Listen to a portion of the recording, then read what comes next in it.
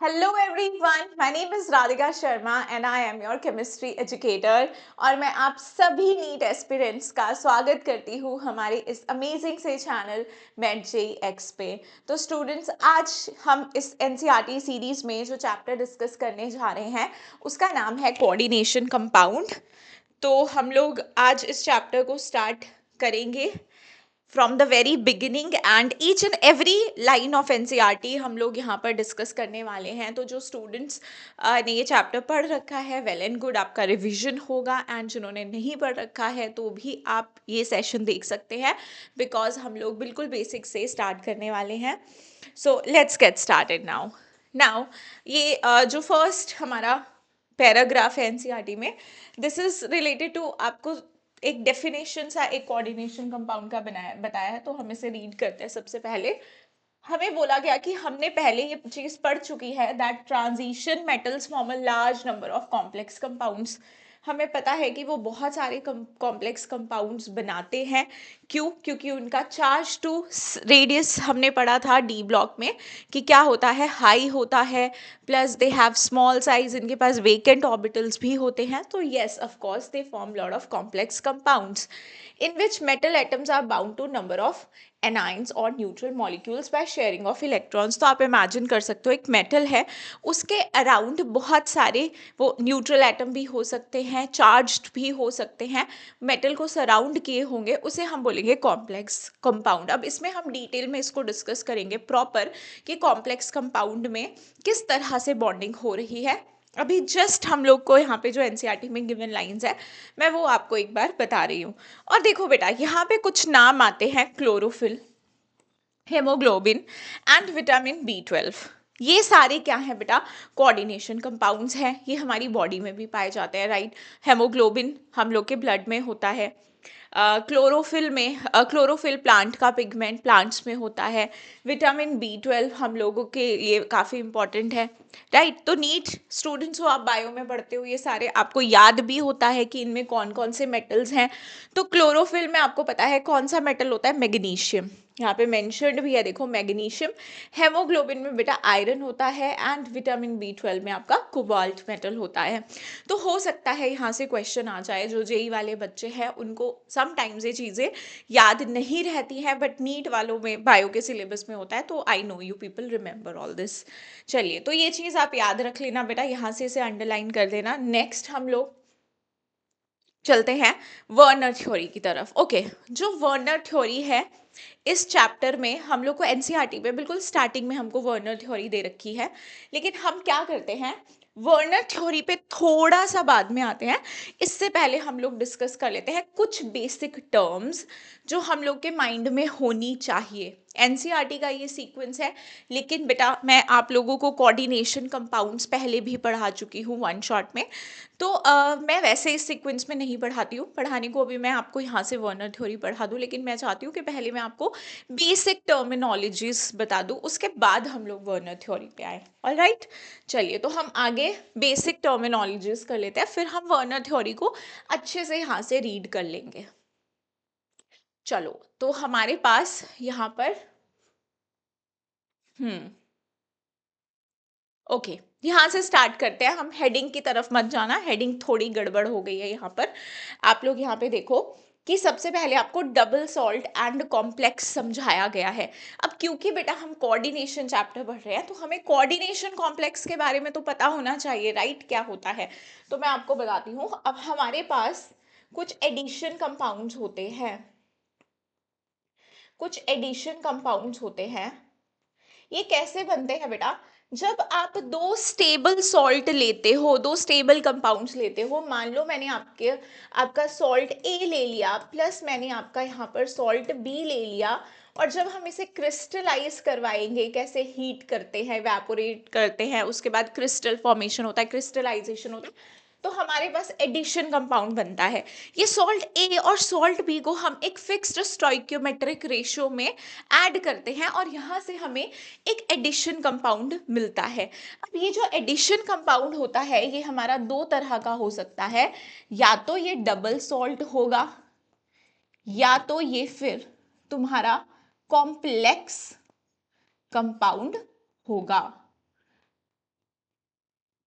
है ना। अब आप दो सॉल्ट कोई भी मिक्स कर सकते हो, जैसे आपने मान लो K2SO4 मिक्स कर दिया Al2SO4 के साथ प्लस 24 वाटर मॉलिक्यूल्स, तो इसने आपको क्या बना के दे दिया, K2SO4, ऐसा कुछ नया कंपाउंड नहीं, ये मिक्स हो गए अपने पास Al2SO4 dot 24H2O. This 24H2O is your water of crystallization. इनका नंबर क्या होता है बेटा जी, फिक्स्ड होता है।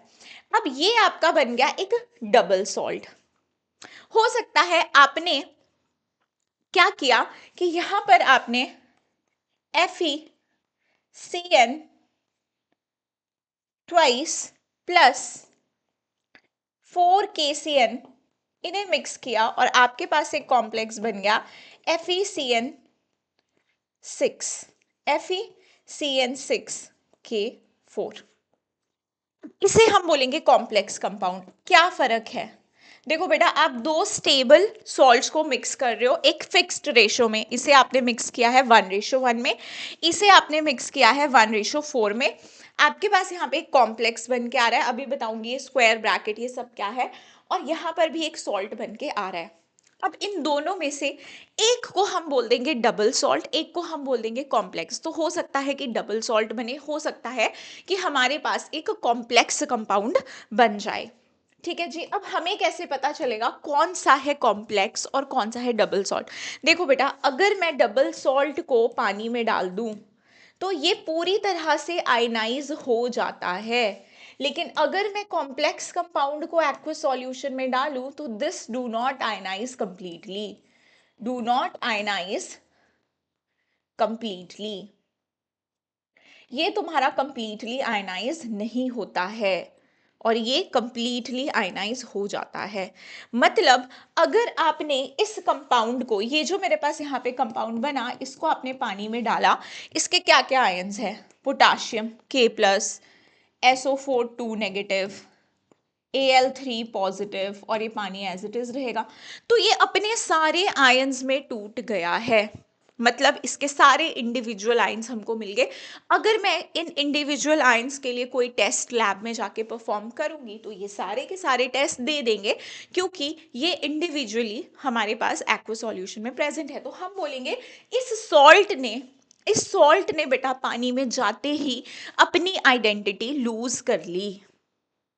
तो ऐसा सॉल्ट जो पानी में जाके अपनी आइडेंटिटी पूरी तरह से लूज कर देता है, ऐसे वाले कंपाउंड्स को हम क्या कह देते हैं, डबल सॉल्ट। एंड कॉम्प्लेक्स जो होते हैं हमारे पास, यहाँ पे मैंने कॉम्प्लेक्स कॉम्प्लेक्स दो बार लिख दिया, कॉम्प्लेक्स कंपाउंड कर दो यहाँ पे। कॉम्प्लेक्स जो हमारे होते हैं ये पूरी तरह से आइडेंटिटी लूज नहीं करते हैं। अगर मैं इसे पानी में डालूं, इसे मैं पानी में डालूं तो ये किस में टूटेगा बेटा, 4K+ FeCN6 4 नेगेटिव, ऐसे टूटेगा। यहां से मुझे क्या मिल रहे हैं, 5 आयंस मिल रहे हैं, 2 आयंस मिल, हाँ 4 तो K मिल रहे हैं, 5 ठीक है, हाँ 4, मतलब दो तरह के मिल रहे हैं बट एक्चुअल में 4 ये और एक ये। देखो ये वाला जो आयन है इसमें आयरन ने तो अपना आइडेंटिटी लूज नहीं किया, वो इसी कॉम्प्लेक्स में है। साइनाइड भी है, ये हमारे वाटर में इंडिविजुअली प्रेजेंट नहीं है। साइनाइड आयरन ये वाटर में इंडिविजुअली प्रेजेंट ही नहीं है, लेकिन पोटाशियम है। तो यहाँ पर इस सॉल्ट ने पूरी तरह से अपनी आइडेंटिटी लूज नहीं की है, तो इसमें जितने भी आयंस हैं वो सारे अपना टेस्ट नहीं देंगे अगर हम कोई टेस्ट परफॉर्म करके पता करना चाहें कि इसमें कितने पर्टिकुलर आयंस हैं। तो कि डबल सॉल्ट और कॉम्प्लेक्स सॉल्ट के बीच में हम लोगों को डिफरेंस समझ में आ गया। एनसीईआरटी में ये चीजें लिखी गई हैं, both double salt as well as complexes are formed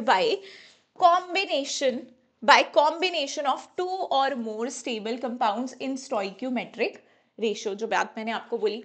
However, they differ in the fact that double salt such as carnellite, ये जो भी नाम दिए हैं ये आपको याद होने चाहिए। कार्नेलाइट का फॉर्मूला KCl MgCl2.6H2। यहाँ पे individual ion K positive Mg positive Cl negative, पानी में डालोगे सारे आयन्स अपना ये सॉल्ट अपनी आइडेंटिटी लूज कर देगा, सारे के सारे आयन्स अपना इंडिविजुअल टेस्ट शो करेंगे। चलिए, मोर सॉल्ट, ये भी फॉर्मूला आपको याद रखना है, प्रैक्टिकल्स में भी पूछा जाता है। FeSO4.NH4 twice SO4.6H2O। Potash alum, ये फॉर्मूला कुछ इस तरह से लिखा है, आप ऐसे भी लिख सकते हो formula. This one is also correct, this one is also correct. तो ये सारे क्या होते हैं, they dissociate into simple ions, ये अपने अपने आयंस में टूट जाते हैं when dissolved in water. However complex ions such as FeCN6 4 negative और K4FeCN6 do not dissociate into Fe2 positive and Cn negative. ये जो स्क्वायर ब्रैकेट के अंदर एंटिटी लिखी गई है, ये अपने आयंस में नहीं टूटती है। इन्हें ही हम क्या कहते हैं, कॉम्प्लेक्स कंपाउंड्स। और यही हमें इस चैप्टर में बेटा स्टडी करने हैं। तो आई होप आपको डबल सॉल्ट एंड कॉम्प्लेक्स के बीच में डिफरेंस समझ में आया होगा। अब हम चलते हैं अपना नेक्स्ट। ये देखिए, अब ये कुछ इंपॉर्टेंट टर्म्स हैं, आपकी कुछ इंपॉर्टेंट टर्म्स हैं जिन्हें हमें समझना पड़ेगा। उससे पहले मैं आपको बताती हूँ, जैसे हमने ये सॉल्ट अभी अभी देखा, K4FeCN6। अब कुछ बातें मैं आपको इसी में, इस तरह से हम कुछ कोऑर्डिनेशन कंपाउंड को रिप्रेजेंट करते हैं। ठीक है बेटा, यहाँ पर ये वाला आयन जो है ये आयनाइज हो सकता है, इस पर्टिकुलर को हम काउंटर आयन या हम इसे आयनाइजेशन सफेयर कहते हैं, आयनाइजेशन सफेयर। अब आप ये स्क्वायर ब्रैकेट के अंदर जो एंटिटी देख रहे हो बेटा, इसे हम कहते हैं, ये पूरा इसे हम कहते हैं कोऑर्डिनेशन सफेयर, कोऑर्डिनेशन सफेयर।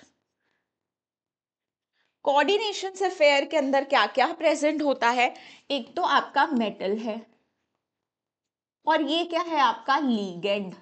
ये लीगेंड क्या होता है मैम, लीगेंड्स होते हैं। देखो आपके पास ये डी ब्लॉक का मेटल है, इसके पास खाली डब्बे पड़े हैं। 3D का मेटल है ये, 3D सीरीज का मेटल है, राइट। कौन से पीरियड में आता है, फोर्थ पीरियड में ये आता है। तुम्हारा डी ब्लॉक कहाँ से शुरू होता था, फोर्थ पीरियड से। खाली डब्बे पड़े हैं, इसका मान लो 3D भरा है तो इसका 4s 4p 4d, इसके पास बहुत सारे खाली डब्बे हैं। तो ये क्या कर सकता है, इलेक्ट्रॉन्स को एक्सेप्ट कर सकता है। लीगेंड का काम होता है इलेक्ट्रॉन देना, मेटल का काम होता है इलेक्ट्रॉन्स को एक्सेप्ट करना। उसके पास जगह भी होनी चाहिए इलेक्ट्रॉन्स एक्सेप्ट करने को, तभी हमारे जो डी ब्लॉक होते हैं कि मेटल्स होते हैं वो बहुत ज़्यादा कोऑर्डिनेशन कॉम्प्लेक्सेस बनाते हैं, because they have so many vacant dabbas, right. So यहाँ पर आप बोलोगे इसे मेटल को, ये मेटल आयन, मेटल एटम भी बोल सकते हो आप इसे। ये क्या करता है, इलेक्ट्रॉन पेयर एक्सेप्ट करता है, तो आप इसे क्या बोल सकते हो बेटा, लुईस एसिड। और लीगेंड जो कि इलेक्ट्रॉन पेयर डोनेट करता है, इलेक्ट्रॉन पेयर डोनर होता है, इसे आप क्या बोल सकते हो, लुईस बेस। ठीक है, ये थोड़ी बहुत आपको टर्मिनोलॉजी यहाँ से समझ में आई, किस तरह से हम कोऑर्डिनेशन कंपाउंड को रिप्रेजेंट करते हैं। और हमेशा बेटा हम कैटायन को पहले लिखते हैं, एनायन को बाद में लिखते हैं। तो ये रहा आपका कैटायन, तो इस डब्बे पे चार्ज कैसा होगा, नेगेटिव ये होगा एनायन। अब हमेशा ही नहीं है कि आपके डब्बे पे नेगेटिव चार्ज होगा। अगर डब्बा पहले लिखा है और आपका एनायन बाद में लिखा है तो डब्बे पे पॉजिटिव चार्ज होगा, डब्बा जो होगा तुम्हारा वो कैटायन होगा। डब्बा न्यूट्रल भी हो सकता है, ये जब नेमिंग करेंगे और अच्छे से हम लोग ये सारी बातों को सीखेंगे। देखो कोऑर्डिनेशन एंटिटी क्या होती है, तो मैंने आपको बताया डब्बे के अंदर की सारी चीजें, उनको हम क्या बोल देते हैं, coordination entity. So coordination entity constitutes, coordination entity constitutes a central metal atom. ये है तुम्हारी कोऑर्डिनेशन एंटिटी, इसके अंदर तुम्हारा बेटा क्या है, सेंट्रल मेटल एटम है, और तुम्हारे पास फिक्स्ड नंबर ऑफ आयंस और मॉलिक्यूल्स हैं उसके साथ बॉन्डेड, मतलब लीगेंड्स है। तो ये तुम्हारे पास मेटल है, ये उसके लीगेंड्स हैं। ये सारी चीज़ें एक स्क्वायर ब्रैकेट के अंदर हम लिखते हैं, क्योंकि अगर हम इन्हें पानी में भी डाली अपनी आइडेंटिटी लूज नहीं करते हैं। ये सारी चीज़ों को, मेटल प्लस लीगेंड्स को मिलके हमने क्या बोल दिया, कोऑर्डिनेशन एंटिटी बोल दिया। देखो ये NiCO4, यहाँ पर ये निकल कोबाल्ट, ये सब तुम्हारी क्या है, कोऑर्डिनेशन एंटिटी है। सो यहाँ पे ये सारी आपको कोऑर्डिनेशन एंटिटीज के एग्जाम्पल्स दे रखे हैं। नाउ सेंट्रल एटम और आयन, सेंट्रल एटम और आयन तुम्हारे पास क्या होता है, कोऑर्डिनेशन एंटिटी के अंदर एक एटम या फिर आयन, मेटल के ऊपर चार्ज हो भी सकता है, नहीं भी हो सकता है, तो हम आयन भी बोल सकते हैं, एटम भी बोल सकते हैं, to which fixed number of ions groups are bound in definite geometrical arrangement around it, it's called central metal atom और आयन। सिंपली जो मेटल है हमारा, जो लिगेंड के साथ बॉन्डेड है, उसे हम क्या कह रहे हैं, सेंट्रल एटम कह रहे हैं। जैसे इस कोऑर्डिनेशन एंटिटी में ये कहता है कि आपका निकल 2+ जो है that is your central atom. ठीक है, ये तो सिंपल है। चलो अब लीगेंड्स देखते हैं। लीगेंड्स क्या होते हैं भाई, लीगेंड्स होते हैं तुम्हारे जो हमारे मेटल को इलेक्ट्रॉन पेयर डोनेट कर रहे हैं, इलेक्ट्रॉन पेयर डोनेट कर रहे हैं। तो ऐसे पर्टिकुलर देखो, the ions of molecules bound to central atom ion in coordination entity are called ligands. These may be simple ions such as Cl negative, small molecules such as H2O, NH3, large molecules such as ethylene diamine or even macromolecules such as protein. तो कह रहा है ये अलग अलग तरह के हो सकते हैं। जैसे कह रहा है Cl नेगेटिव, अच्छा ये लिगेंड हो सकता है ना बेटा, हो सकता है ना ये लिगेंड। इसके पास देखो इलेक्ट्रॉन्स है डोनेट करने के लिए, कितने हैं इसके पास, 1 2 3 4 5 6, कितने हो गए ये, 8 हो गए, 7 8। तो इसके पास इलेक्ट्रॉन पेयर्स है भाई आगे डोनेट करने के लिए, ये कर सकता है मेटल को डोनेट थ्रू कोऑर्डिनेट बॉन्ड, उसके पास वेकेंट डब्बे है वो ले लेगा।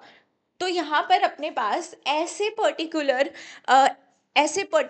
एटम्स या ऐसे पर्टिकुलर जो हमारे पास एंटिटीज होती हैं जो इलेक्ट्रॉन्स डोनेट कर सकती हैं मेटल को, उन्हें हम क्या कहते हैं, लीगेंड्स। और ये तरह तरह के होते हैं, जैसे वाटर है, वाटर के पास भी आप देखो क्या है, ऑक्सीजन के पास लोन पेयर है, तो ये लोन पेयर अपने डोनेट कर सकता है, इसके पास इलेक्ट्रॉन्स पड़े। अच्छा मुझे बताओ NH4 पॉजिटिव, क्या ये लीगेंड की तरह एक्ट कर सकता है भाई, जब इसके पास खुद ही इलेक्ट्रॉन नहीं है देने को, तो ये किस मेटल को इलेक्ट्रॉन देगा, तो ये लीगेंड की तरह काम नहीं कर सकता है। लीगेंड की तरह वही काम करेगा जिसके पास इलेक्ट्रॉन पेयर्स होंगे डोनेट करने के लिए। अब डिफरेंट डिफरेंट तरह के देखो, on the basis of denticity ये हमको समझाता है। आ जाओ, when a ligand is bound to a metal ion through a single donor atom as Cl negative, water, ammonia, the ligand is said to be unidentate। मतलब समझेंगे अब इस denticity का। अगर इथेन 1,2 डायमीन है, C2O4 2 नेगेटिव है, oxalate ion, ये है डाइडेंटेट, और इससे भी ज्यादा डोनर साइट्स है तो पॉलीडेंटेट। आप देखो एक मेटल है, आपके पास है लिगेंड क्लोरीन, ये इसको सिर्फ एक ही अपना लोन पेयर दे सकता है ना, एट अ टाइम एक ही इलेक्ट्रॉन पेयर देगा, तो इसे हम क्या कहलाएंगे, इसे क्या बोलेंगे, यूनिडेंटेट। जितने इलेक्ट्रॉन पेयर एक लिगेंड डोनेट कर सकता है वो उसकी होती है डेंटिसिटी। अब मान लो मैं इस मेटल के साथ ऐसे 6 क्लोरीन लगा दूं और तुम बोलो मैम इसकी डेंटिसिटी 6 हो गई, नो बेटा, दैट्स इनकरेक्ट।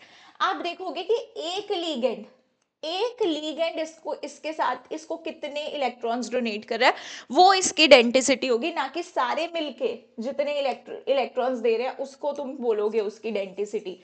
तो ये कंफ्यूजन नहीं रखनी है आपको।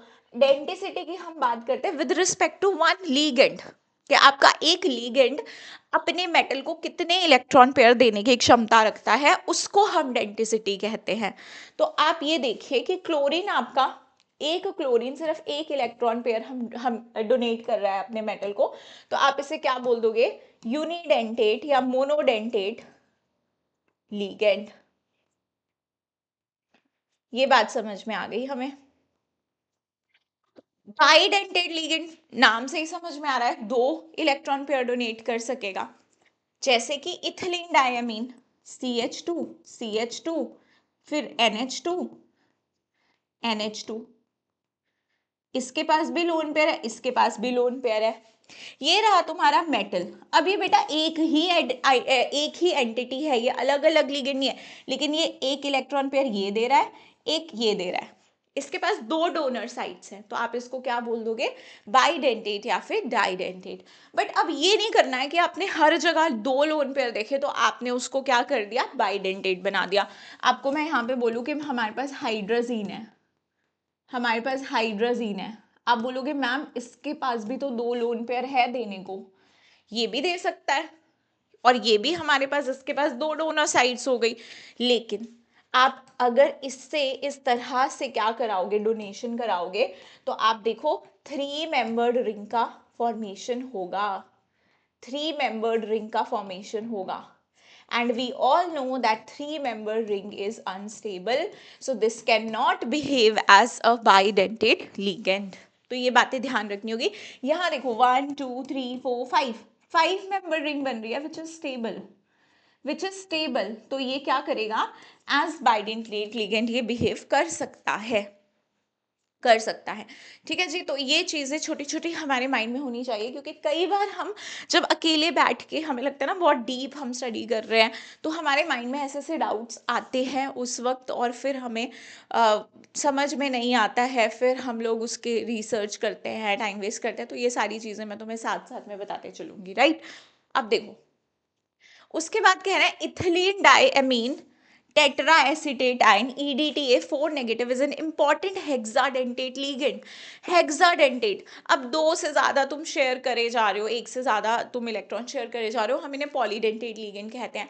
ट्राइडेंटेट हो सकता है, टेट्राडेंटेट, पेंटाडेंटेट, हेक्साडेंटेट। हेक्साडेंटेट में एक बड़ा ही इंपॉर्टेंट एग्जाम्पल है जो हमारी एनसीईआरटी मेंशन करती है, ethylene diamine tetra acetate ion. इसका स्ट्रक्चर देखो पीछे बना हुआ था,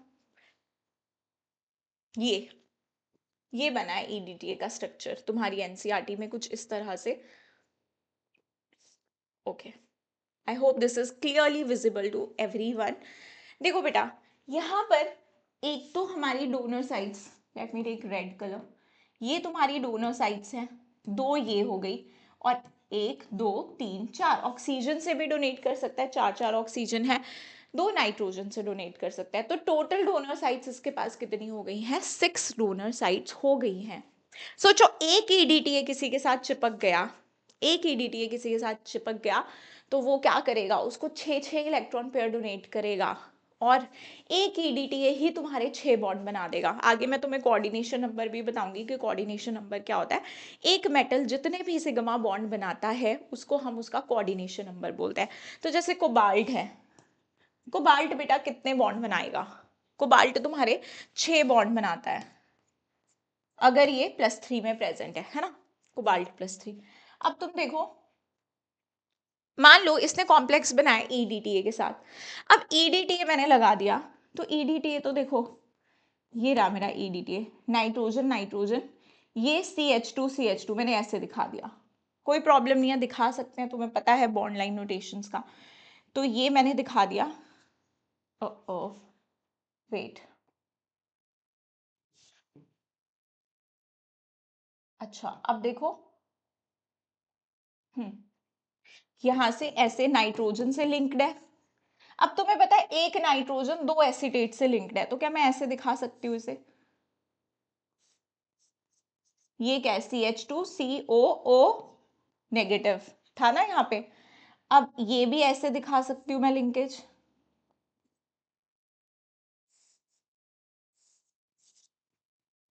ठीक है जी, इसमें दिखा सकती हूँ ऐसे,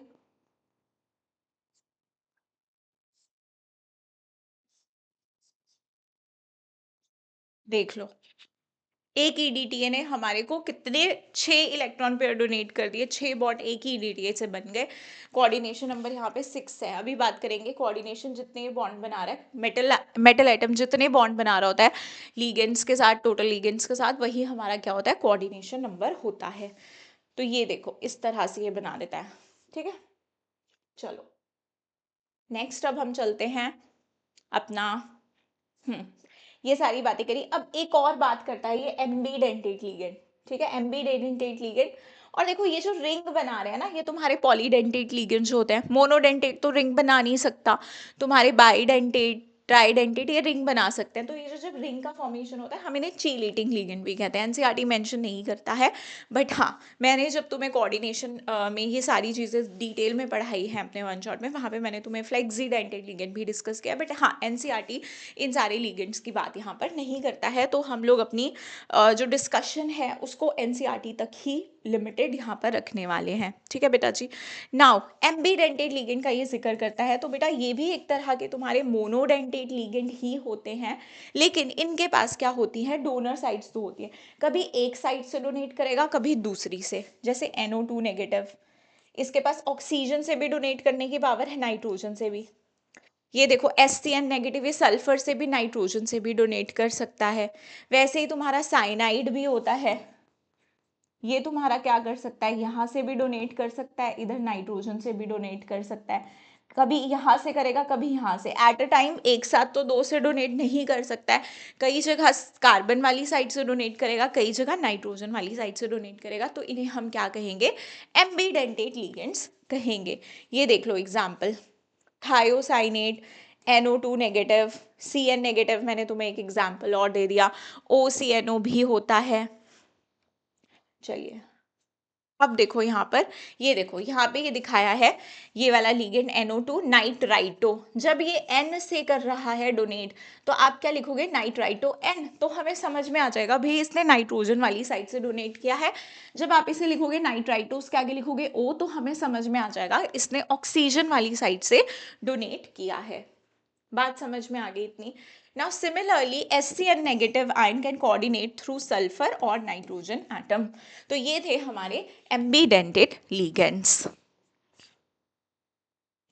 नाउ कोऑर्डिनेशन नंबर आ गया हमारा, कह रहा है coordination number of a metal ion in a complex can be defined as the number of ligand, number of ligand donor atoms to which the metal is directly bonded। अब देखो इसमें confuse नहीं होना है। डेंटिसिटी तुम कह रहे थे कि एक लिगेंड कितने इलेक्ट्रॉन पेयर डोनेट कर रहा है, उसको तुम उसकी डेंटिसिटी कह रहे थे। जैसे इथिलीन डायमीन, ये एक ही लिगेंड था लेकिन इसके पास दो दो डोनर साइट्स थी, तो हम इसकी डेंटिसिटी कह रहे थे 2। लेकिन कोऑर्डिनेशन नंबर होता है कि ओवरऑल मेटल कितने बॉन्ड बना रहा है सारे लिगेंड्स के साथ। मान लो ये 1 2 3 4 5, तो ये इसकी जो कोऑर्डिनेशन नंबर होगी वो 5 होगी। ठीक है, तो इसमें कंफ्यूज नहीं होंगे। जैसे इन्होंने कॉम्प्लेक्स बोला PTCl6 2 नेगेटिव, तो यहाँ पे जितने 6 क्लोरीन लिंक्ड हैं इसके साथ, तो इसका कोऑर्डिनेशन नंबर क्या हो गया, 6। वहीं NiNH3 4 में तुम्हारे पास देख लो निकल है और कितने अमोनिया जुड़े हैं, 4 अमोनिया जुड़े हैं, तो इसकी तुम्हारे पास कोऑर्डिनेशन नंबर कितना आ जाएगा, 4। अब मुझे तुम बताओ इसमें कोऑर्डिनेशन नंबर कितना होगा भाई, इसमें कोऑर्डिनेशन नंबर कितना होगा। अब अगर तुम इसे देख के बोलोगे ना 3, तो फिर हो गया तुम्हारा काम वही खत्म। ये कैसा है बेटा, इथिलीन डायमीन, ये तुम्हारा कैसा है, डाइडेंटेट, बाइडेंटेट लिगेंड है, बाइडेंटेट लिगेंड है। ये ऐसे ऐसे जुड़ेगा, ये ऐसे जुड़ेगा।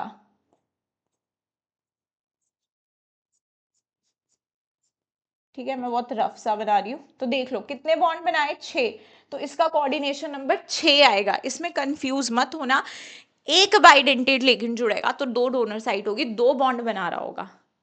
हेक्साडेंटेट अगर एक जुड़ेगा और तुमने वहां पे लिख दिया कि मैम इसका कोऑर्डिनेशन नंबर 1 है, तो बस फिर ईडीटी तुम्हें पता है जुड़ रहा है, तो एक ही ईडीटी अकेला 6 बॉन्ड बना देगा, तो कोऑर्डिनेशन नंबर उसका कितना हो जाएगा बेटा, 6 हो जाएगा।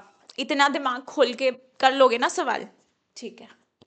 चलो आगे चलते हैं। वैसे ही ऑक्सिलेटो तुम्हारा बाइडेंटेट है, ऑक्सिलेटो किसी के साथ तुम्हें दिख गया जैसे FeC2O4 3 नेगेटिव, तो इसमें कोऑर्डिनेशन नंबर कितना हो जाएगा, इसमें भी कोऑर्डिनेशन नंबर तुम्हारा 6 हो जाएगा, क्योंकि इसकी डेंटिसिटी भी कितनी है, 2 है। ये लाइन देखो, ये लाइन बहुत बच्चे मिस कर देते हैं, वेरी वेरी इंपॉर्टेंट लाइन।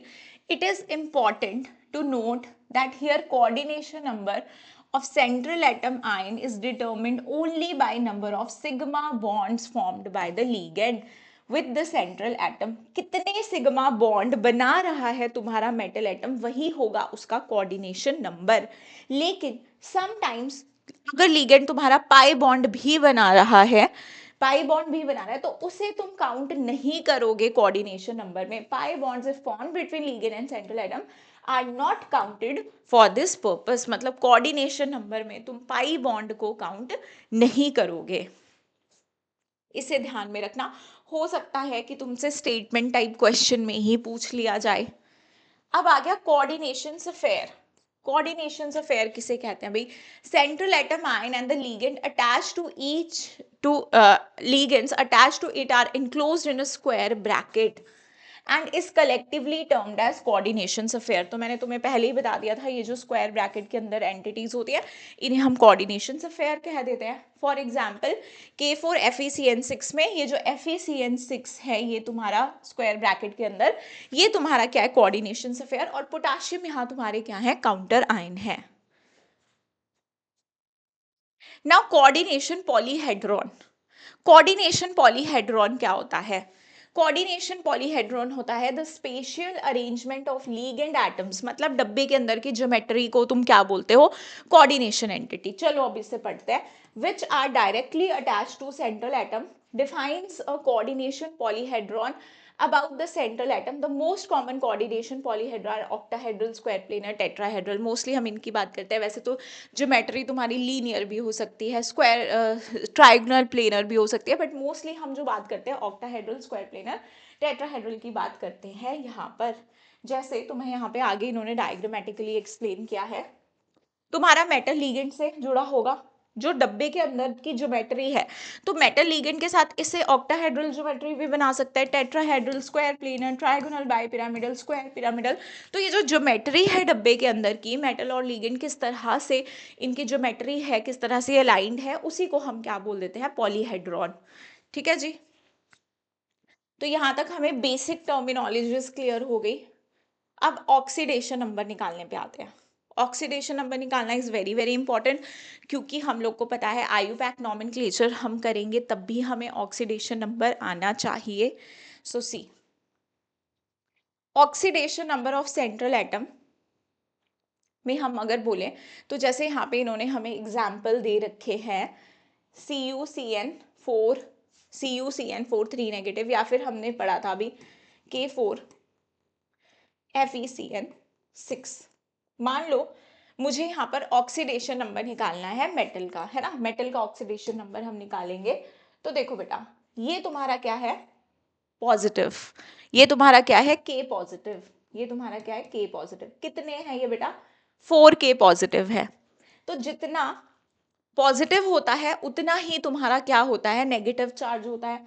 तो मतलब ये जो पूरी एंटिटी है ये अगर तुम्हारा कैटायन है, अगर ये तुम्हारा कैटायन है, पहले हम कैटायन को लिखते हैं फिर हम एनायन को, तो ये पूरा का पूरा पार्ट तुम्हारा क्या हो गया?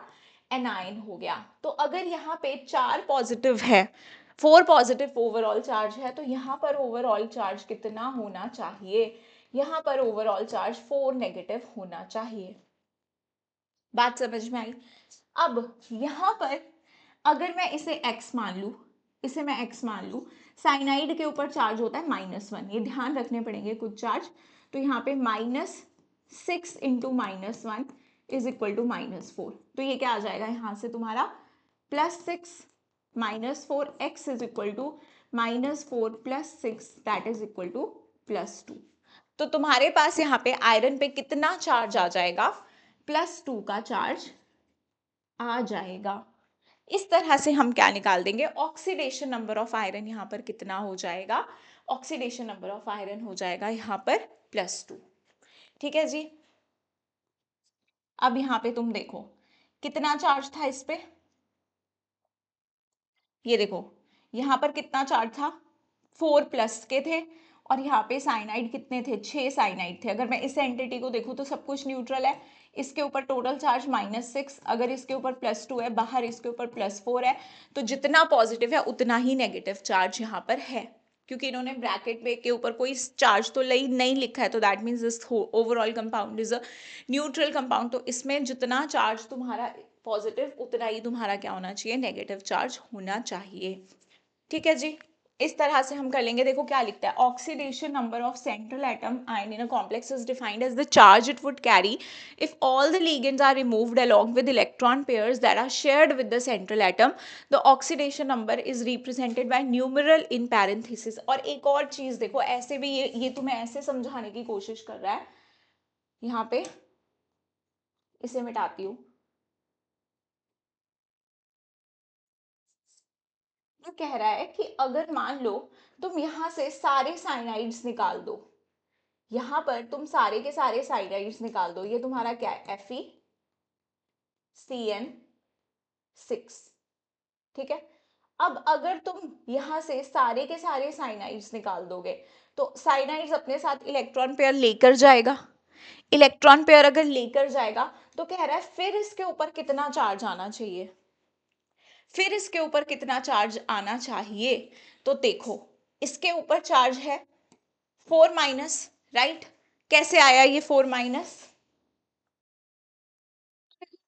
Cn- अगर मैं यहां से ले जाऊं, ठीक है, क्या होगा, Cn- मैंने एक रिमूव किया तो -1 जाएगा। अच्छा एक सेकेंड, क्या तुम्हें पता है कि Cn- जो होता है उसके ऊपर चार्ज कितना होता है? देखो बेटा, कुछ चीजें ऐसी है जो हमें पहले से पता होनी चाहिए, चार्जेस क्या क्या होते हैं क्या क्या नहीं होते हैं, जितने भी यहाँ पे मेंशन होंगे वो मैं तुम्हें बताऊंगी। बाकी काफी सारे लीगेंड जो हैं वो एनसीईआरटी में नहीं दिए हैं, लेकिन जहां मैंने अपना बहुत ज्यादा डिटेल्ड वन शॉट इसका बताया था वहां पे मैंने तुम्हें एक्स्ट्रा लीगेंड्स भी करवाए हैं। तो जितने एनसीईआरटी के हिसाब से आते जाएंगे वो हम डिस्कस करते जाएंगे यहाँ पे, ठीक है। तो यहाँ पे Cn- जो होता है उसके ऊपर -1 का चार्ज होता है। तो अगर मैं एक Cn- निकाल दूं तो -1 निकलेगा, 6 निकालूंगी तो 6 Cn- निकलेंगे, तो मतलब 6 नेगेटिव निकल गए। अब जितने नेगेटिव निकल गए भाई उतने ही तो पॉजिटिव बचेंगे, तो इसके ऊपर 6+ बच गया। अब बाहर और अंदर के चार्ज को बैलेंस कर दो, कितना बचेगा टोटल ओवरऑल, 2+। तो ये इसका ऑक्सीडेशन नंबर, एनसीईआरटी में जो लाइन लिखी है उसका यही मतलब है यहाँ पर। अब सब ऑक्सीडेशन नंबर अपनी अपनी तरह से निकालते हैं, कोई ऐसा करता है, कुछ लोग क्या करते हैं, देखो इस तरह से कर देंगे कि यहाँ पे ये 4, इसके ऊपर चार्ज कितना है, +1, तो 4 × +1 4, प्लस इसको मान लिया x, प्लस इसके ऊपर चार्ज -6 है तो आ जाएगा -6 इक्वल्स टू टोटल 0। तो यहाँ से भी x अगर तुम कैलकुलेट करोगे तो x तुम्हारा कितना आ जाएगा, +2। ऐसे भी कर सकते हो, नो प्रॉब्लम, जैसे तुम्हें ठीक लगता है वैसे तुम अपना ऑक्सीडेशन स्टेट निकाल सकते हो। चलो अब ये जो ऑक्सीडेशन स्टेट होती है इसे तुम रोमन नंबर से रिप्रेजेंट करते हो। जैसे इसकी 2 आई है तो इसको तुम ऐसे लिखोगे, रोमन नंबर्स में लिखोगे, ठीक है। अब CuCN4 3 नेगेटिव के निकाल दो, तो देखो ऐसे भी कर सकते हो, x मान लिया, x -4 इज इक्वल टू -3, तो x यहाँ से कितना आ जाएगा, -3 + 4 दैट इज +1। आगे इसकी ऑक्सीडेशन स्टेट। अब आगे कहता है होमोलैप्टिक एंड हेट्रोलैप्टिक कॉम्प्लेक्सेस क्या होते हैं। तो complexes in which a metal is bound to only one kind of donor group, जैसे कोबाल्ट NH3 6, सारे के सारे लीगेंड अमोनिया है, इसके अलावा कोई और लीगेंड तो नहीं आ गया। तो एक ही तरह के लीगेंड जब सेंट्रल मेटल एटम से जुड़े होते हैं उन्हें कहते हैं हम होमोलैप्टिक कॉम्प्लेक्सेस। और अगर डिफरेंट होते हैं तो कहते हैं हेट्रोलैप्टिक कॉम्प्लेक्सेस, जैसे कोबाल्ट NH3 4Cl2, यहाँ पे अमोनिया भी है, तुम्हारा क्लोरिडो भी है, दो तरह के लिगेंड्स हैं, तो इसीलिए इसे क्या बोल देंगे तुम लोग, हेट्रोलैप्टिक कॉम्प्लेक्सेस। ठीक है, याद रखना होमोलैप्टिक क्या होता है, हेट्रोलैप्टिक क्या होता है। नॉमेनक्लेचर अब बाद में करेंगे, अब आ जाते हैं अपनी वर्नर थ्योरी पे। ठीक है जी, वर्नर थ्योरी पे आ जाओ, जो मैंने तुम्हें बोला था हम पहले। हाँ जी,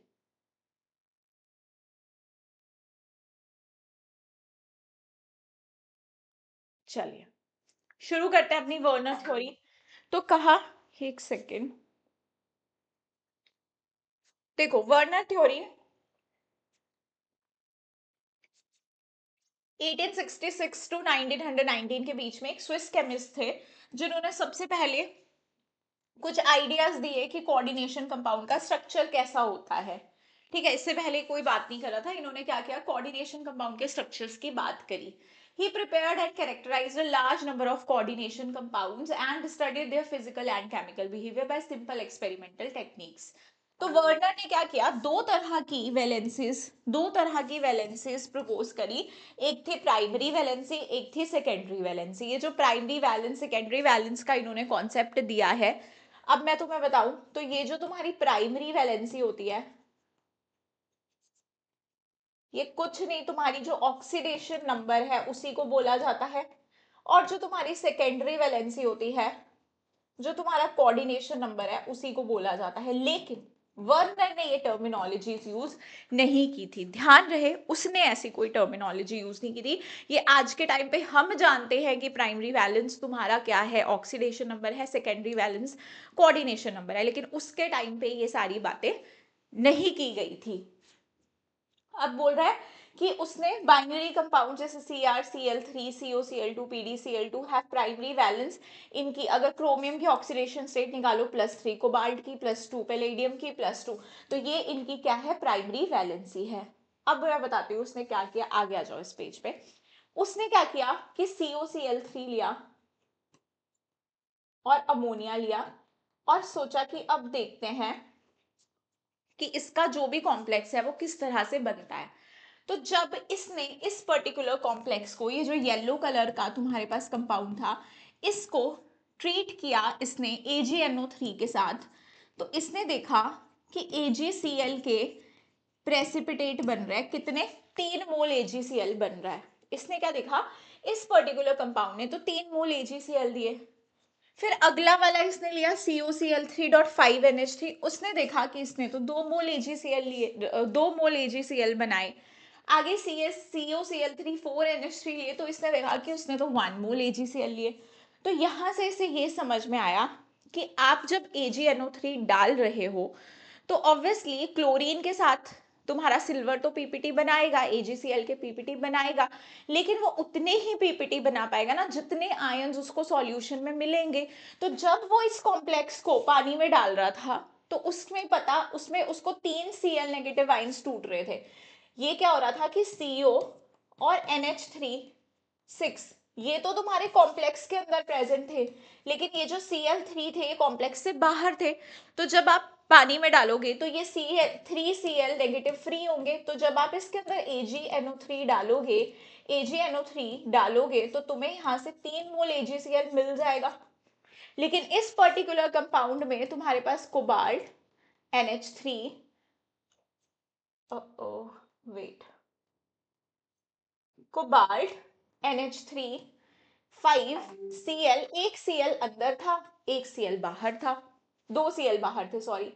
तो यहाँ पर ये सिर्फ और सिर्फ 2 AgCl बना पाएगा जब आप इसमें AgNO3 डालोगे, क्योंकि एक Cl तो ब्रैकेट के अंदर चला गया, वो तो फ्री प्रेजेंट ही नहीं है। वो तो फ्रीली प्रेजेंट होता तो वो भी पीपीटी बनाता।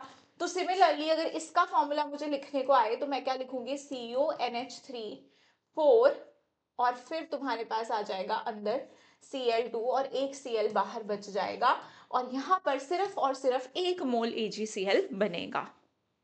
तो इससे हमें ये चीज समझ में आ गई कि अपने पास यहाँ पर कुछ क्लोरीन्स ऐसे हैं जो बाहर है, जो पीपीटी बना रहे हैं, और कुछ जो है वो हमारे अंदर है, और जो अंदर है वो वाले हमारे क्या है, वो हमारे प्रेसिपिटेट नहीं देंगे, वो एक कॉम्प्लेक्स फॉर्मेशन कर रहे हैं। तो इन्हीं ऑब्जर्वेशंस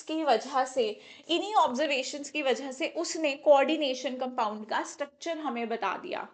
ठीक है, उसने बोला कि जो स्क्वायर ब्रैकेट के अंदर है that forms a single entity which does not dissociate. क्योंकि पीपीटी नहीं बना रहे थे वो वाले क्लोरीन, तो उसने बोला कि ये जो एंटिटी है स्क्वायर ब्रैकेट के अंदर, ये तुम्हारी आयनाइजेबल नहीं है, ये पीपीटीज नहीं बना रही है, डज नॉट, ये डिसोसिएट नहीं होती है। Werner proposed the term secondary valence for the number of groups bonded directly to metal ion, और जो मेटल आयन के साथ डायरेक्टली ग्रुप्स जुड़े हुए थे उसको उसने क्या बोला, सेकेंडरी वैलेंसी बोला। तो अब यहाँ पे देखो, ये वो वाले जो कंपाउंड्स मैंने बनाए, ये जहाँ पे तुम्हारा 3 पीपीटी बन रहे थे AgCl, 3 AgCl बन रहे थे, ठीक है। तो यहाँ पे अगर तुम आयंस की बात करो तो एक आयन ये, 3 आयन ये, तो 1:3। यहाँ पे कितने आयंस है, 1:2, यहाँ पे 1:1, 1:1। ये तुम्हारे क्या है, जो आयंस बन रहे हैं उनका नंबर है, ठीक है, तो जिसमें जितने ज्यादा आयंस उतनी ज्यादा उसकी कंडक्टिविटी हो सकती है। पूछ सकते हैं कि यहाँ पे सबसे ज्यादा कंडक्टिविटी कौन से सॉल्यूशन में होगी, तो जिसमें जितने ज्यादा आयंस होंगे उतनी ज्यादा उसकी कंडक्टिविटी होगी, ऐसा क्वेश्चन भी फ्रेम हो सकता है। अब यहाँ पे देखो, ये कुछ हमारे वर्नर की थ्योरी के पोस्टुलेट्स है। अब बोर्ड में तो क्या हो सकता है, डायरेक्ट पोस्टुलेट पूछ सकता है वो तुमसे, ठीक है, लेकिन नीट के पेपर में तो पोस्टुलेट नहीं पूछेगा, बट ध्यान होने चाहिए क्योंकि स्टेटमेंट टाइप में क्वेश्चन आ सकता है। तो देखो क्या कहता है, in coordination compound metal show two type of linkages, that is primary and secondary. दो तरह की वैलेंसीज है, प्राइमरी है, सेकेंडरी है। अब कह रहा है primary valencies are normally ionisable, primary वाली आयनाइजेबल होती हैं and are satisfied by negative ions, उनको सिर्फ नेगेटिव आयन सेटिस्फाई करता है। The secondary valencies are non ionisable, these are satisfied by neutral molecule और नेगेटिव आयंस। अब उसके टाइम पे तुम्हारे पॉजिटिव वाले लिगेंड डिस्कवर नहीं हुए थे, तो उसने यहाँ पे सिर्फ नेगेटिव और न्यूट्रल लिगेंड्स का जिक्र किया है। The secondary valency is equal to coordination number and is fixed for a metal, वो फिक्स्ड है। The ions groups bound by secondary linkages to metal have characteristic spatial arrangement corresponding to different coordination number। तो अब देखो यहाँ पर कि तुम्हारे पास ये था कोबाल्ट NH3 6 Cl नेगेटिव। तो यहाँ पे ये जो तुम्हारा NH3 है जो ब्रैकेट के अंदर है, वो तो तुम्हारा क्या है, वो तुम्हारा क्या है, सेकेंडरी वैलेंसी कोऑर्डिनेशन नंबर।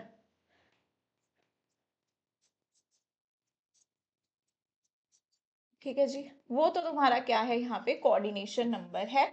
और ये जो तुम्हारे Cl हैं Cl3, ये तुम्हारे बाहर है, ठीक है, ये आयनाइजेबल है, ये आयंस में टूट जाएगा। लेकिन ये जो सेकेंडरी वैलेंसी है तुम्हारी, जो कोऑर्डिनेशन नंबर बता रही है, वो तुम्हारी क्या है, नॉन आयनाइजेबल है। अब इसमें ऐसा भी हो सकता है कि तुम्हारी जो वैलेंसी है, primary valency secondary valency same भी हो सकती है। जैसे यहाँ पे कोबाल्ट NH3 5 कर दिया जाए, एक Cl तुम्हारा कहाँ जाएगा, अंदर, और एक तुम्हारा बाहर, ठीक है। तो अब यहाँ पे जो कोबाल्ट है, कोबाल्ट के ऊपर तो चार्ज +3 है ना, this is oxidation number is primary valency only. तो यहाँ पे तुमने कितने लगा दिए, 5 अमोनिया लगा दिए,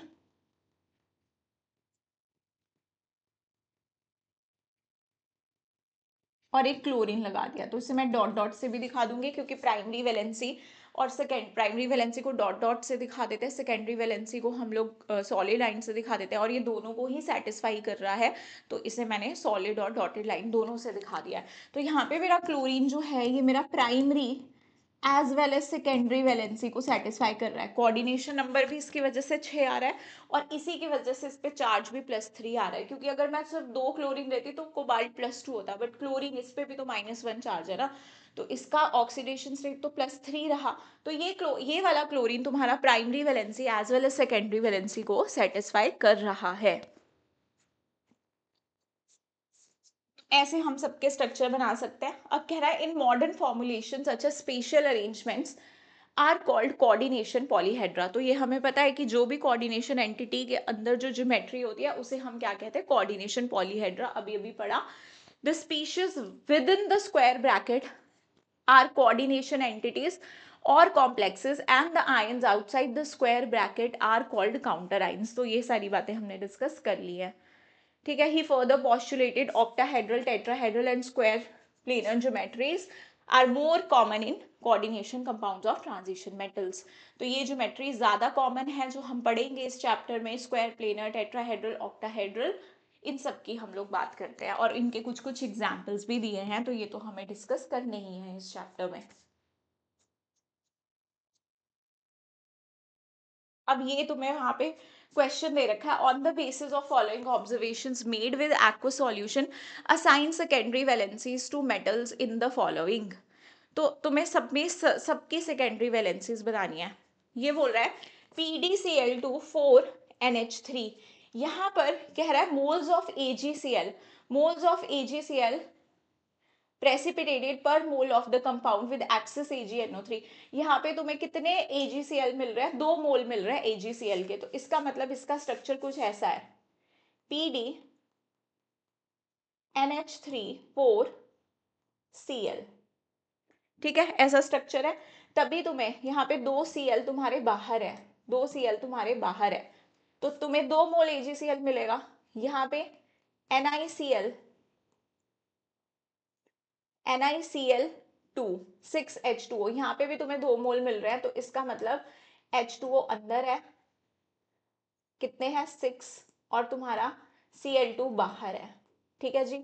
अब यहाँ पे तुम्हें क्या बतानी है, तुम्हें बतानी है सेकेंडरी वैलेंसिस। तो हम आराम से बता सकते हैं सेकेंडरी वैलेंसिस क्या होती है। कोऑर्डिनेशन नंबर कितना है भाई, 4 है। कितना है यहाँ पे, 6 है। तो देखो 4 6, बाकियों का बता दोगे अब, बाकियों का इजीली तुम देख सकते हो कितना कितना यहाँ पे तुम्हारा सेकेंडरी वैलेंसी आएगा सबका।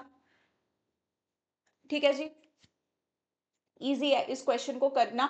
इस क्वेश्चन में ये तुम्हारे तीनों पार्ट जो है, तीनों पार्ट हैं, इनको ट्राई करना, इस तरह से देख लेना कितने कितने प्रेसिपिटेट्स बना रहा है, उस हिसाब से तुम सेकेंडरी वैलेंसी बताओगे। यहाँ पे 0 प्रेसिपिटेट बता रहा है, मतलब Cl सारे के सारे ब्रैकेट के अंदर ही होंगे, सारे के सारे अगर अंदर होंगे, यहाँ पे 2Cl है, 2Cl है, वो अंदर चले जाएंगे, तुम्हारी सेकेंडरी वैलेंसी 6 आ जाएगी। अगर कंफ्यूजन हो रहा है इस क्वेश्चन में, ईजी है, बाकी ट्राई करना।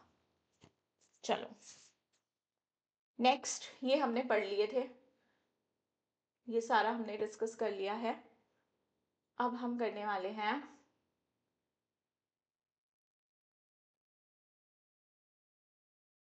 नॉमेनक्लेचर। ठीक है, तो nomenclature, international union of pure and applied chemistry ने जो रूल सर्टेन सेट करता है, उससे ही हमें, उन्हें यूज करके हमें क्या करनी होती है, नेमिंग करनी होती है किसी भी कंपाउंड की, चाहे कोऑर्डिनेशन हो, जैसे ऑर्गेनिक में भी हमने जो नेमिंग सीखी थी, तो आईयूपैक रूल्स हम अप्लाई करते हैं और नाम लिखते हैं। तो यहाँ पे भी हम रूल्स पढ़ेंगे और फिर हम लोग प्रैक्टिस करेंगे नाम लिखने की। तो ये देखो बेटा, यहाँ पे कुछ रूल्स दिए हैं, इनको एक बार ही रीड करते हैं। रीड करने से इतना ज्यादा समझ में तो नहीं आता, जब तक तुम इसकी प्रैक्टिस नहीं करते। तो क्वेश्चन प्रैक्टिस करेंगे, वहां से हमको ज्यादा क्लियर होगा। तो कह रहा है formula of a compound is a shorthand tool use to provide basic information about the constitution of compound in, ये सब छोड़ो, यहाँ से पढ़ो। The central atom is listed first. सबसे पहले तुम जब भी फॉर्मूला लिखोगे, उसमें सब स्क्वायर ब्रैकेट के अंदर सेंट्रल एटम को सबसे पहले लिखोगे। उसके बाद लिखोगे ligands are then listed in alphabetical order. Ligands को अल्फाबेटिकल ऑर्डर में लिखोगे। अगर कोई ए से शुरू हो रहा है लीगेंड, तो उसको पहले लिखोगे, बी से शुरू होने वाले को बाद में लिखोगे। The placement of ligand in the list does not depend on it's charge. भाई चार्ज से कोई फर्क नहीं पड़ता, ये सारी गलत फहमी अपने दिमाग में मत रखना। किसी पे -1 चार्ज है पहले लिखेंगे, -2 है बाद में लिखेंगे, सिर्फ और सिर्फ अल्फाबेटिकल ऑर्डर फॉलो होता है। Polydentate ligands are also listed alphabetically. जो पॉलीडेंटेट होंगे, जिनकी डेंटिसिटी 1 से ज्यादा होगी, उनको भी अल्फाबेटिकल ऑर्डर में लिखेंगे। इन केस ऑफ एब्रीविएटेड, जैसे इथिलीन डायमीन को हम EN लिखते हैं, ये एब्रीविएशन यूज करते हैं। First letter of abbreviation is use to determine the position of ligand in the alphabetical order. तो उसमें हम लोग जो उस एब्रीविएशन का पहला अल्फाबेट होगा, उसी से डिसाइड करेंगे हम लोग order. Formula of the entire coordination entity, whether charged or not, is enclosed in square brackets. ठीक है जी, तो हम उसको कैसे रखते हैं, स्क्वायर ब्रैकेट्स में रखते हैं कोऑर्डिनेशन एंटिटी को, चाहे वो चार्ज हो चाहे नहीं हो। When ligands are polyatomic, their formulas are enclosed in parenthesis. आपका पॉलीएटॉमिक लिगेंड होता है तो उसको ब्रैकेट में रखा जाता है। Ligand abbreviations are also enclosed in parenthesis. अगर आप एब्रीविएशन भी यूज कर रहे हो, जैसे EN यूज कर रहे हो, उसको भी आप ब्रैकेट में रखोगे। Now there should be no space between ligands and metal within the coordination sphere. कोई space use नहीं करोगे. When the formula of charge coordination entity is to be written without that of counter ion, the charge is indicated outside the square bracket as right subscript within the number before the sign. For example, ये जो charge है ये आप ऐसे बाहर लिखोगे अगर कोई काउंटर आयन प्रेजेंट नहीं है ब्रैकेट के ऊपर, इस तरह से। The charge of cation is balanced by the charge of anion. तो ये कुछ रूल्स थे, ये अपने पास कुछ रूल्स थे यहाँ पर। अब आगे चलो, ये वाले रूल्स बाद में आएंगे, पहले इन्होंने हमें सिखाया है कि कैसे कैसे हम लोग अपना लिख सकते हैं। अगर हम लोगों को इस तरह से नाम दे रखे हैं, तो इनसे हम लोग किस तरह से कंपाउंड लिखेंगे। तो देखो फॉर्मूला लिखना है और हमें नाम लिख के दिया है, तो बोलता है tetra ammine aqua chlorido cobalt chloride, ये नाम है। उसने हमको बोला है कि पहले तुम मेटल लिखते हो, ये जो तुम्हारे पास कोऑर्डिनेशन एंटिटी होती है इसके अंदर पहले मेटल लिखा जाता है। तो क्या कह रहा है, टेट्रा एमीन। तो अपने पास एमीन, देखो एमीन इज NH3 और इसके अंदर डबल एम आता है। ध्यान रहे अगर तुम डबल एम नहीं लिखोगे तो तुम्हारे मार्क्स कट जाएंगे, सिंगल एम मत लिख के आना। तो कह रहा है टेट्रा एमीन, एमीन और क्लोरिडो, क्लोरिडो में पहले कौन आता है, ए और सी में कौन पहले आता है, ए आता है। तो पहले तुम लिखोगे NH3, tetra ammine, chlorido, Cl। Cobalt, cobalt को सबसे पहले लिखते हैं, तो मैंने जगह छोड़ी थी, लिख दिया कोबाल्ट। अब कोबाल्ट पे चार्ज कितना है, +3। कोबाल्ट पे चार्ज कितना है बेटा, +3 है। +3 कैसे आएगा, अब इसके ऊपर चार्ज होता है एक क्लोरीन के ऊपर -1, यहाँ चार्ज तुम्हें पता है ऑलरेडी +3 है। तो जितना प्लस उतना ही माइनस होता है, जितना प्लस उतना माइनस होता है। तो इसका मतलब बाहर 2 क्लोरीन होंगे, तभी तो ये +3 चार्ज आया ना, तभी +3 चार्ज आया। तो यहाँ पे सिंपली वो तुम्हें क्लोराइड लिख के देगा, ऐसे डाइक्लोराइड नहीं लिख के देगा कि हाँ जी तुम फटाफट से बस ऐसे लिख लो, तुम्हें पता करना पड़ेगा कितने क्लोरीन्स हैं। अब इसके लिए देखो, अच्छा यहाँ पे ये भी दे रखा है, सॉल्यूशन मत देखो, ट्राई करना। अच्छा एक्वा भी था, एक्वा भी था, मैंने एक्वा मिस कर दिया, एक्वा मैंने पढ़ा ही नहीं। कोबाल्ट NH3, अच्छा NH3 भी ये एमीन है और वाटर तुम्हारा एक्वा, तो AQ तुम्हारा बाद में आता है, तो वाटर को बाद में लिखोगे, फिर Cl और फिर Cl2 ऐसे लिखोगे। पोटाशियम टेट्रा हाइड्रोक्सीडो जिंकेट, ठीक है। अब ये 8 भी मैं तुम्हें बता देती हूँ, 8 कब आता है, 8 बेटा जी तब आता है जब तुम्हारा कॉम्प्लेक्स कैसा होता है, एनाइनिक कॉम्प्लेक्स होता है, ठीक है जी, एनाइनिक कॉम्प्लेक्स होता है।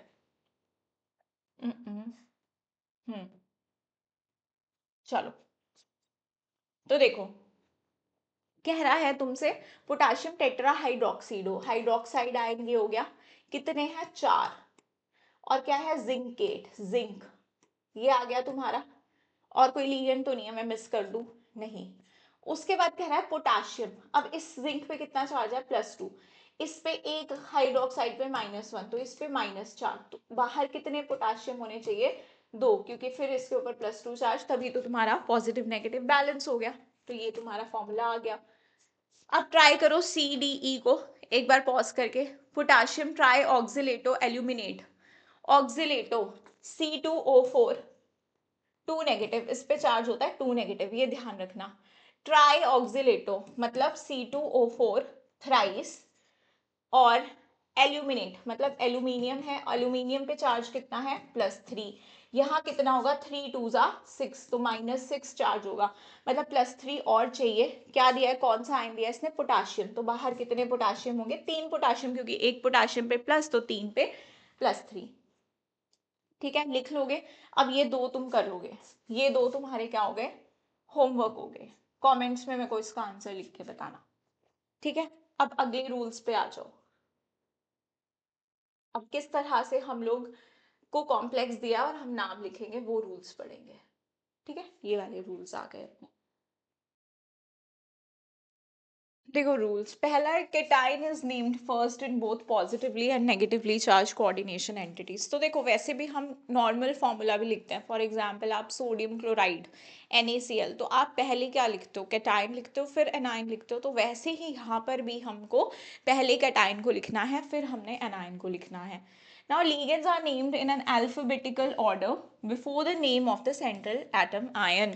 तो जब भी आप नाम लिखते हो तो आप क्या करोगे, मेटल जो कैटायन है उसको लिख रहे हो, फिर आप लिख रहे हो लिगेंड का नाम अल्फाबेटिकल ऑर्डर में, ठीक है। अब name of the anionic ligands and in O, कोई भी एनाइनिक लिगेंड है जिसके ऊपर नेगेटिव चार्ज है, जैसे तुम्हारा Cl नेगेटिव, उसे आप क्या लिख सकते हो, क्लोरिडो या फिर क्लोरो, दोनों सही होंगे, क्लोरिडो क्लोरो।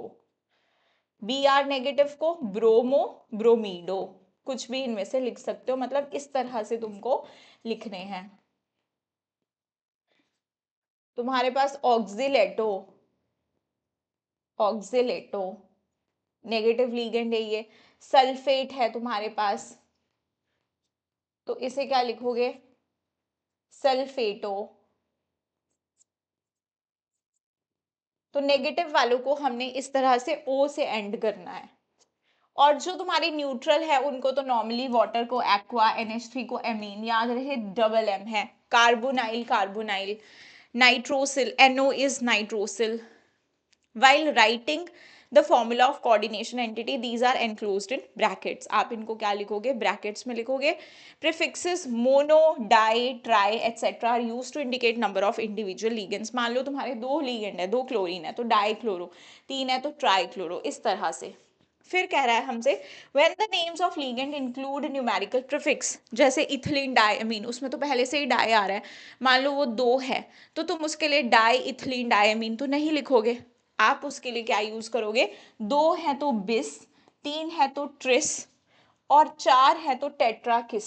ध्यान रहे एक एस है, ये वो वाली किस नहीं है, KIS, एक S are used. The ligand to which they refer being placed in parenthesis, इन्हें पैरेंथेसिस ब्रैकेट में लिखोगे। फॉर एग्जांपल NiCl2, ये तो तुम्हारा क्या है, एक ही तुम्हारे पास क्या है यहाँ पर, एक ही एक तरह से लीगेंड, एक ही एंटिटी है। यहाँ पे देखो ये पॉलीएटॉमिक, यहाँ पे तुम्हारा फॉस्फोरस भी है, यहाँ पे तो एक ही एटम है क्लोरीन, यहाँ पे फॉस्फोरस है तुम्हारे पास, और ये फॉस्फीन है साथ में ग्रुप, तो इनको तुम पैरेंथेसिस में क्लोज करोगे और फिर जो भी नंबर होगा ट्वाइस थ्राइस ऐसे लिखोगे। ठीक है जी। अब डाई, ये इसका नाम देखो, इसका नाम बोला हुआ है, फॉर एग्जाम्पल इसका नाम क्या होगा, इसके नाम में सबसे पहले तुम क्या मेंशन करोगे, लीगेंड। लीगेंड क्या है तुम्हारा, die chloro, die chloro, chloro क्यों आया पहले, सी आता है। फिर ट्राई फिनाइल फॉस्फीन। अब तुम कंपेयर कैसे करोगे, ट्राई वाले टी से कंपेयर नहीं करोगे, जो लीगेंड का नाम है उससे कंपेयर करोगे। यहाँ पे फिनाइल फॉस्फीन है लीगेंड का नाम, तो तुम यहाँ पे पी और सी को कंपेयर करोगे, सी पहले आता है तो क्या लिखोगे, डाई क्लोरो बिस ट्राई फिनाइल फॉस्फीन निकल 2, ऐसे करेंगे। इतना समझ में आया? Okay, next, oxidation state of metal, ion और कैटायन और neutral coordination entity is indicated by Roman numeral in parenthesis. भाई ऑक्सीडेशन स्टेट को तुमने रोमन नंबर से दिखाना है, जैसे ये 1 हो गया, 2 हो गया, 3 हो गया, इन रोमन नंबर से हम दिखाएंगे और उसको हम पैरेंथेसिस मतलब ब्रैकेट में रखेंगे। If the complex ion is cation, अगर तुम्हारा कॉम्प्लेक्स जो है वो कैटायन है, ये जो कॉम्प्लेक्स है ये कैटायन है, तो the metal is named same as the element. मान लो यहाँ पे आयरन है तो तुम इसको ऐसे आयरन ही लिखोगे। अब कह रहा है for example cobalt in complex cation is called cobalt and platinum is called platinum if the complex ion is anion. मतलब अगर ये एनायन हो गया फिर जो तुम्हारा मेटल होगा उसको तुम ऐसे आयरन नहीं लिख सकते, फीरेट लिखना पड़ेगा। कोबाल्ट है तो कोबाल्टेट लिखना पड़ेगा, ये देखो कोबाल्टेट लिखना पड़ेगा। ठीक है, इसको जब प्रैक्टिस करेंगे ज्यादा समझ में आएगा। The neutral complex molecule is named similar to that of the complex cation. Neutral में भी जैसा नाम है वैसा ही रहेगा, सिर्फ नेगेटिव में तुम्हारा मेटल के आगे 8 लग जाएगा। अब देखो जैसे इसका नाम है, अब इन्हें प्रैक्टिस करते हैं तब समझ में आएगा। CrNH3 thrice H2O thrice Cl3। तो सबसे पहले बताओ ये जो डब्बे वाली एंटिटी है ये पॉजिटिव है या नेगेटिव? हमें पता है कि पहले हम कैटायन को लिखते हैं, तो ये मेरे पास कैटायन हो गया, ये एनायन हो गया। अब कैटायन है तो मेटल के आगे कोई 8 वेट लगाने की जरूरत नहीं है, इतना हमें क्लियर हो गया। अब दो लीगेंड है, एमीन एक्वा, एमीन पहले आएगा AM, एक्वा में Q है, AA सेम है, Q है तो एक्वा पीछे जाएगा, तो क्या होगा, try amine try aqua chromium, chromium. और ऑक्सीडेशन स्टेट निकालोगे, फिर क्या लिखते हैं हम, मेटल लिखने के बाद उसकी ऑक्सीडेशन स्टेट लिखते हैं रोमन्स में पैरेंथेसिस में।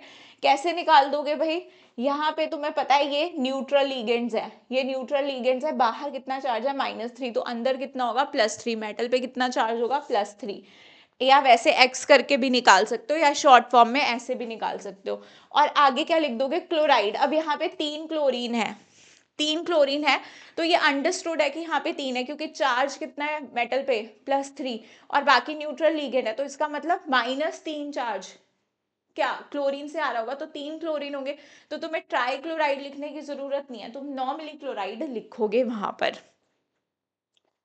चलिए ये वाला प्रैक्टिस हो गया। अब अगला, इसे देखो, COH, ये क्या है, कौन सा लिगेंड है ये, NH2 CH2 CH2 NH2, ethylene diamine, ठीक है जी, या फिर इसे इथेन 1,2 डायमीन भी लिखते हैं, इथेन 1,2 डायमीन, इथेन 1,2 डायमीन भी लिखते हैं, या फिर इथिलीन डायमीन भी बोल देते हैं। तो तुम क्या लिखोगे यहाँ पे, कितने इथिलीन डायमीन है, 3। तो क्या ट्राई लिखोगे, नहीं, जिनमें डाई ट्राई ये सब आता है उनके लिए हम क्या यूज करते थे, बिस ट्रिस टेट्राकिस। तो लिखोगे यहाँ पे ट्रिस इथेन 1,2 डायमीन। फिर है कोबाल्ट, कोबाल्ट की ऑक्सीडेशन स्टेट कैसे निकालोगे, ये भी एक न्यूट्रल लिगेंड है। तो बाहर कितने सल्फेट है तुम्हारे पास, सल्फेट है 3, सल्फेट है 3, और कितना चार्ज होगा इस पे, -2, तो मतलब टोटल कितना चार्ज है, -6। पर ध्यान से देखो यहाँ पे 2 है, तो एक कोबाल्ट पे तुम्हारा कितना चार्ज आएगा, +3, तो इसलिए 3 और सल्फेट। ठीक है, ये ऐसे भी कर सकते हो, देखो इसका सबस्क्रिप्ट इसका चार्ज, इसका सबस्क्रिप्ट इसका चार्ज, तो मतलब इस पूरे कॉम्प्लेक्स पे, इस पूरे कॉम्प्लेक्स पे तुम्हारा कितना चार्ज हो गया, ये SO4 नहीं लिखेंगे,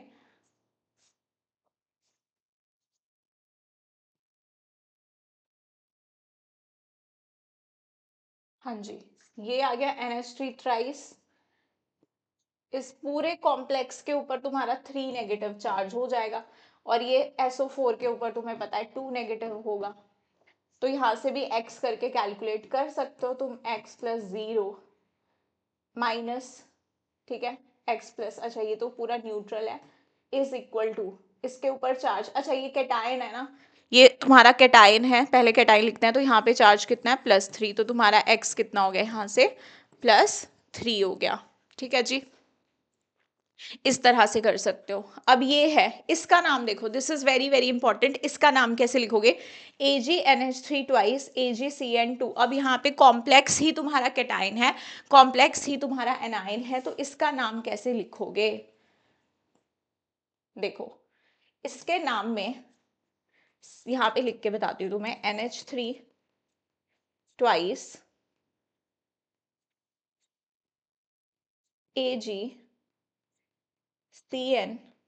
ट्वाइस, पहले तो एक एवरेज ऑक्सीडेशन स्टेट निकाल लूं मैं, सिल्वर कितने हैं, 2, इन पे चार्ज x मान लूं, 2x, इस पे इसका चार्ज तो 0 होता है, अमोनिया का, साइनाइड का कितना होता है, -1 इक्वल्स टू 0। तो तुम्हारे पास यहाँ से कितना आ जाएगा, ये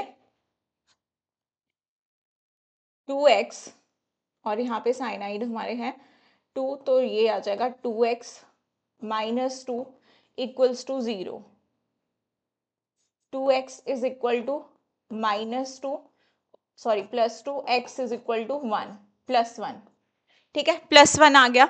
तो मतलब यहाँ पे जो चार्ज होगा, पहला कैटायन होता है, तो इस पे चार्ज तुम्हारा कितना होगा, +1, और इस पे चार्ज कितना होगा, -1, इस तरह से निकाल दोगे एवरेज चार्ज, कैटायन पे +1, एनाइन पे -1। अब देखो कैसे लिखोगे, ये तुम्हारा क्या है, लीगेंड, कितने हैं, 2 लीगेंड है, क्या लिखोगे, डायमीन, डायमीन सिल्वर, इसको सिल्वर ही लिखोगे क्योंकि ये कैटायन है, ऑक्सीडेशन स्टेट 1। अगले वाले को डाइसाइनिडो या साइनो लिख दो, डाइसाइनो, इसे क्या लिखोगे, अब सिल्वर लिखोगे, नहीं, ये तो तुम्हारा एनायन है, और एनायन में तुम मेटल को कैसे लिखते हो, 8 करके, लैटिन नेम लिखते हो उसका, तो ये क्या होता है, इसका लैटिन नेम अर्जेंटेट, अर्जेंटेट 1, इस तरह से इसका नाम लिखोगे। अब आ जाओ ये हमने, अच्छा ये वाला तो हमने कर लिया था, इसके बाद हमने बोला था कि ये वाले के रूल पढ़ के फिर हम इसको करेंगे, आयुपैक नेम लिखना है, तो किसी का भी लिख के देख लो, जैसे कि मान लो इस वाले का लिख के देख लेते हैं, COCl2 En ट्वाइस Cl, ठीक है जी, इसका नाम कैसे लिखेंगे हम, ये लीगेंड तुम्हारा क्या है, इथिलीन डायमीन, ये क्या है तुम्हारा, क्लोरीडो, तो E और C में पहले कौन आता है, C, तो सबसे पहले तुम क्या लिखोगे इसमें, डाई क्लोरीडो, डाई क्लोरो या फिर क्लोरिडो दोनों ही सही है, मैंने डाइक्लोरो लिख दिया। यहाँ पे क्या लिखोगे, डाई इथिलीन डायमीन लिखोगे, नहीं, बिस, बिस इथिलीन या फिर इथेन 1,2 डायमीन भी लिख सकते हो, इथिलीन डायमीन। अब तुम क्या लिखोगे, यहाँ पे मेटल का नाम लिखोगे, मेटल क्या है तुम्हारा, कोबाल्ट है। यहाँ नीचे लिख दूं मैं, वैसे तुम्हें एक साथ ही लिखना होगा, गैप भी नहीं छोड़ना होता, बीच में साथ में लिखना होता है, बट मैं नीचे लिख रही हूँ अब कोबाल्ट। अब कोबाल्ट की ऑक्सीडेशन स्टेट क्या आ जाएगी, इसके ऊपर चार्ज -2, इसके ऊपर -1, तो कोबाल्ट पे +3 होगा, उसको किस में लिखोगे, रोमन नंबर्स में। और यहाँ पे क्या है, एक क्लोरीन है, तो उसको क्या लिखोगे, क्लोराइड। ठीक है जी, ये देखो डाइक्लोरो बिस, मैंने बोला इथेन 1,2 डायमीन लिखो या इथिलीन डायमीन लिख दो, एक ही बात है। डाइक्लोरो बिस, ये गैप मत छोड़ना, ठीक है, 1,2 डायमीन कोबाल्ट 3 क्लोराइड।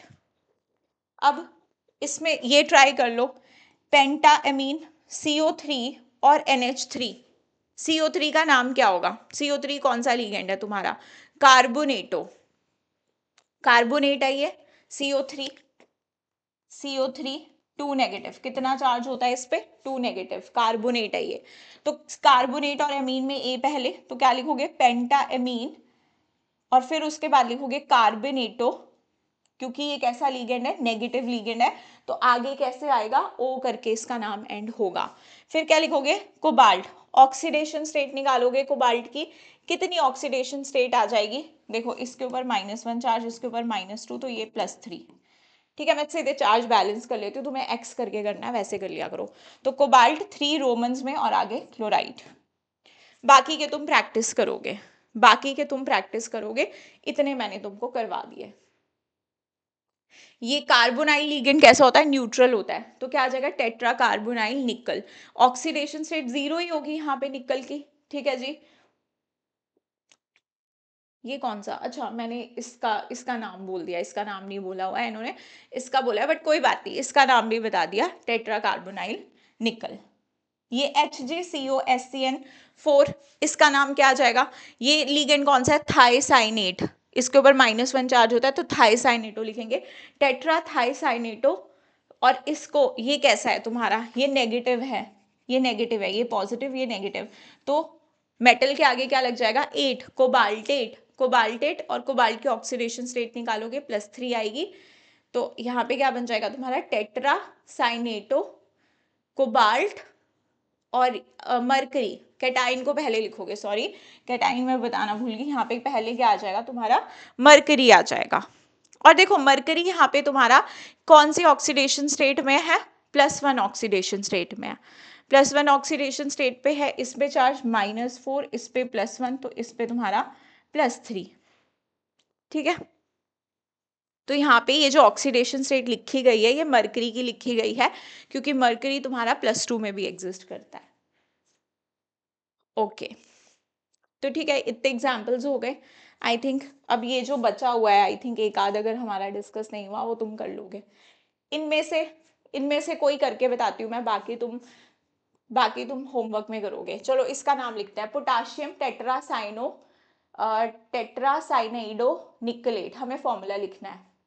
तो पोटाशियम, सबसे पहले तुम क्या लिखते हो, मेटल का नाम लिखते हो, तो मतलब ये तुम्हारा पोटाशियम मैंने लिख दिया।